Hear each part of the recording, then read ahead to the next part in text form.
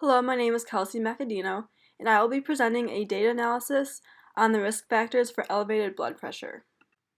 Blood pressure is the measure of the pressure that the blood creates against the arteries, and is an important measure that helps to identify if a person is at risk for heart disease or stroke.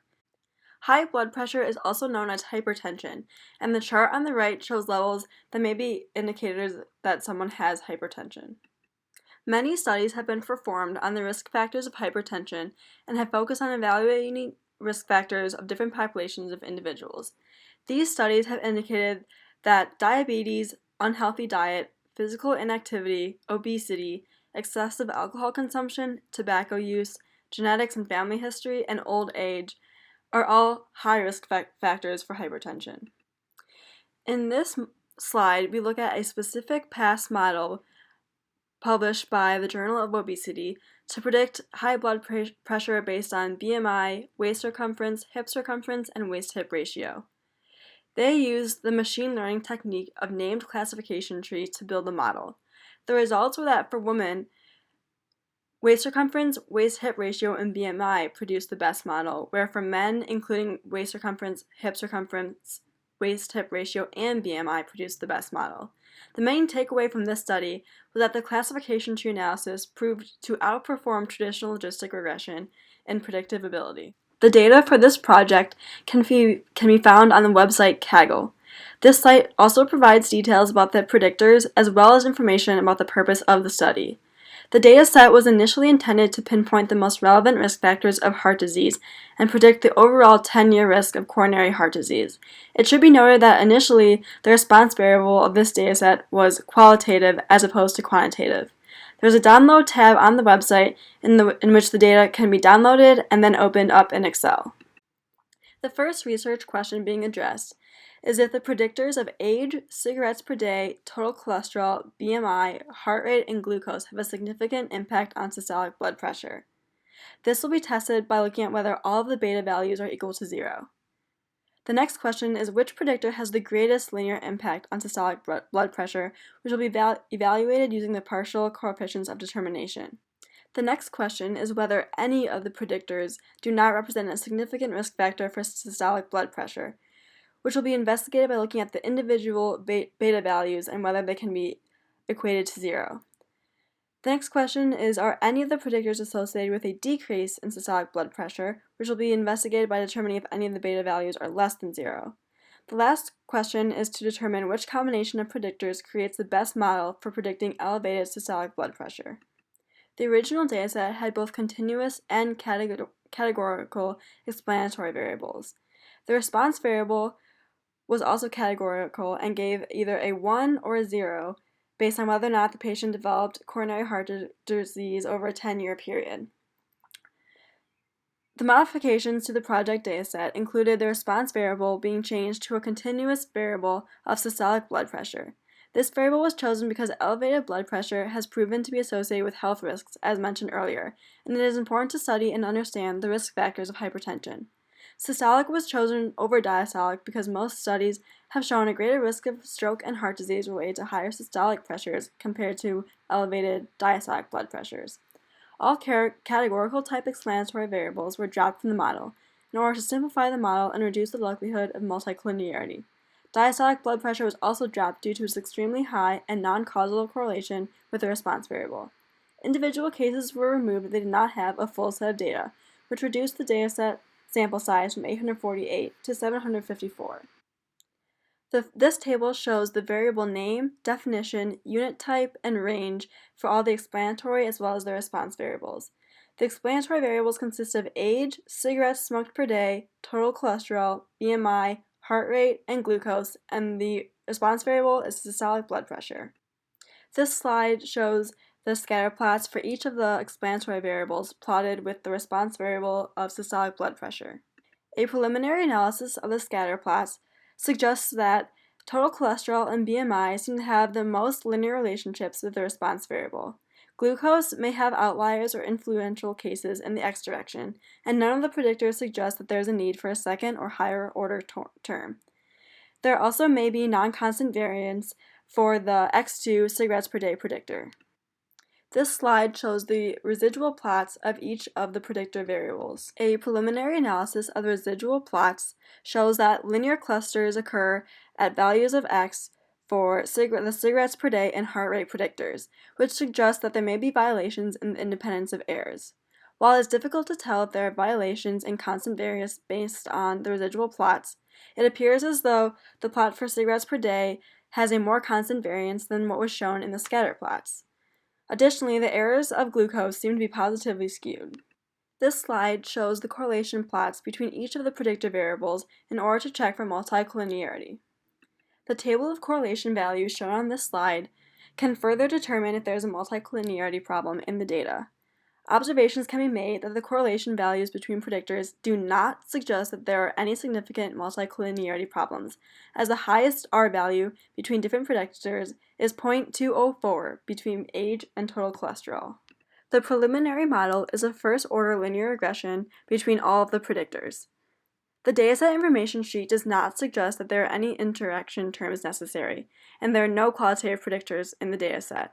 Initial observations are that all predictors produce a significant p-value except for x2 and x6, and there is a low r-squared value of 0.2355. The Brown-Forsyth test on the preliminary model results in a p-value less than 0.05, which means that there is a violation of constant variance in the model. The Shapiro-Wilk test also produces a p-value less than 0.05, which suggests that there is also a violation on normality. The added variable plots shown in this slide show the predictive value added by each response variable in the model. Observations are that the x2 predictor may not have a large impact when other variables are already in the model, based on the flat slope of the line of this plot. There are many observations that can be made from the ANOVA and Type 2 ANOVA tables. These include that there are some differences between these tables, particularly between the sum of squares and f values of the predictors. This indicates that there may be some correlation between the predictors. In the Type 2 table, x2 has a p-value well above 0.05, indicating that this predictor does not significantly influence the model. Also in the Type 2 model, x6 has a p-value slightly above 0.05, indicating that the impact of this predictor is small. This slide shows the influence plot and the corresponding table.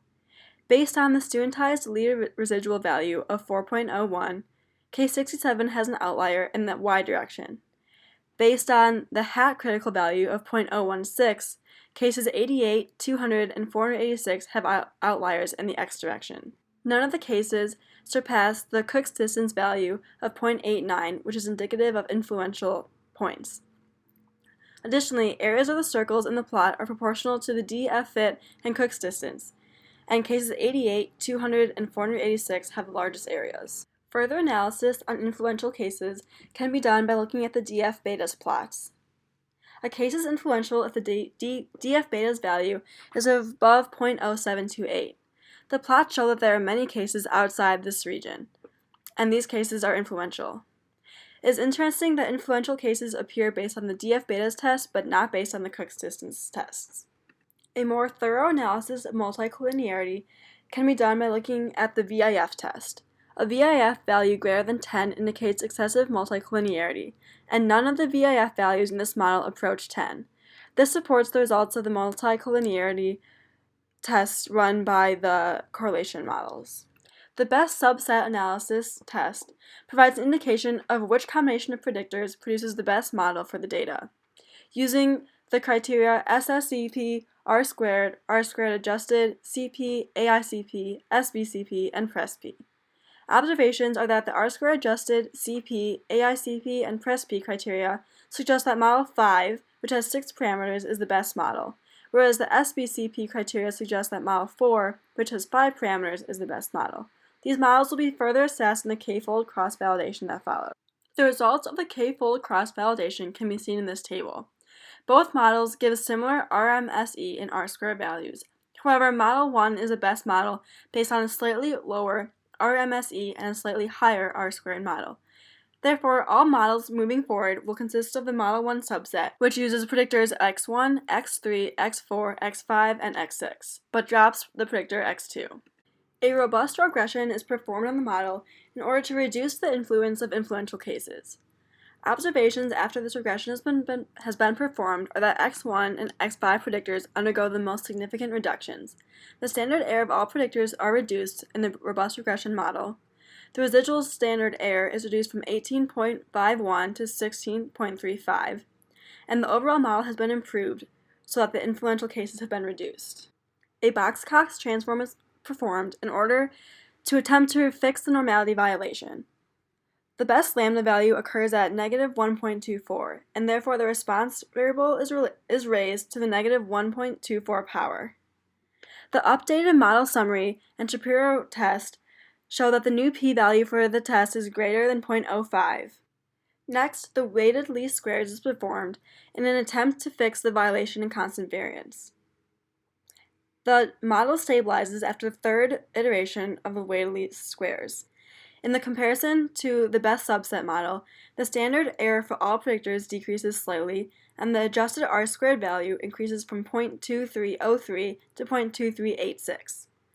Overall, the p-value is still significantly below 0.05 in the Brown-Forsyth test, indicating that there is still a violation in constant variance. However, the model has been improved overall, based on the higher R-squared value and the lower sum of squares. After considering the results of all the transformation and remedies, the final model was created.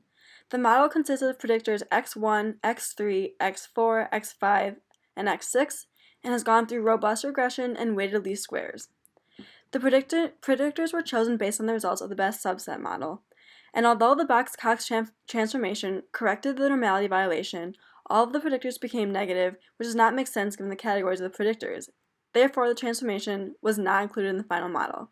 The robust regression transformation reduces the standard error of all predictors as well as the residual standard error and therefore is performed, as well as the WLS does not correct the non-constant variance problem. However, the transformation does further reduce the standard error and increase the R-squared adjusted value, and is therefore also included.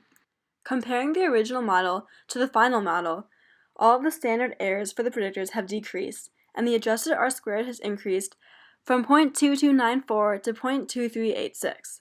The intercept and X6 predictors have increased, and all others have decreased, as well as X2 has been dropped. The first hypothesis can be tested by looking at the p-value from the model summary table. The p-value is less than 0.05, therefore the null hypothesis can be rejected, and it can be concluded that not all betas are equal to 0, and therefore the predictors do have a significant impact on the systolic blood pressure. The second hypothesis can be investigated by looking at the partial coefficients of determination. These can be calculated from the sum of squares from the type 2 ANOVA table. The conclusion of this hypothesis is that x1, which is age, has the greatest partial correlation with systolic blood pressure, followed by x4, which is the BMI predictor. The third hypothesis can be checked by looking at the t-values in the model summary and comparing them to the critical value of 1.96. The cigarettes per day predictor was dropped by the best subset model, and the glucose predictor has a value less than 1.96. Therefore, these predictors do not represent significant risk factors for elevated systolic blood pressure. The fourth hypothesis can be tested by looking at the beta values in the cells from the model summary. None of the beta estimates are less than 0, indicating that none of the predictors are associated with a decrease in systolic blood pressure. The final hypothesis can be addressed by looking at the best subset and cross-validation tests. The best model is that with predictors of age, total cholesterol, BMI, heart rate, and glucose in predicting systolic blood pressure. Comparing the final model results to risk factors based on prior research, old age is the most significant predictor and appears on the list of risk factors. BMI serves as an indicator for obesity, and BMI is the second most significant predictor in the model. However, cigarettes per day is an insignificant predictor in the model. However, tobacco use is a risk factor based on prior research. The overall conclusions from this data analysis are that weighted least squares and robust regression, while they improve the model, are not able to fix the violations on non-constant variance and normality. The low adjusted R-squared value, even after model improvement, indicates that linear regression may not be an adequate model of the data. The machine learning technique of named classification tree has proved to build successful models in elevated blood pressure predictors, and may be better suited for building this model. The final model indicates that higher age and BMI values are predictive of a higher systolic blood pressure, whereas cigarettes smoked per day and glucose levels are not significant predictors. Thank you for listening to my presentation, and here are the references used to perform this data analysis.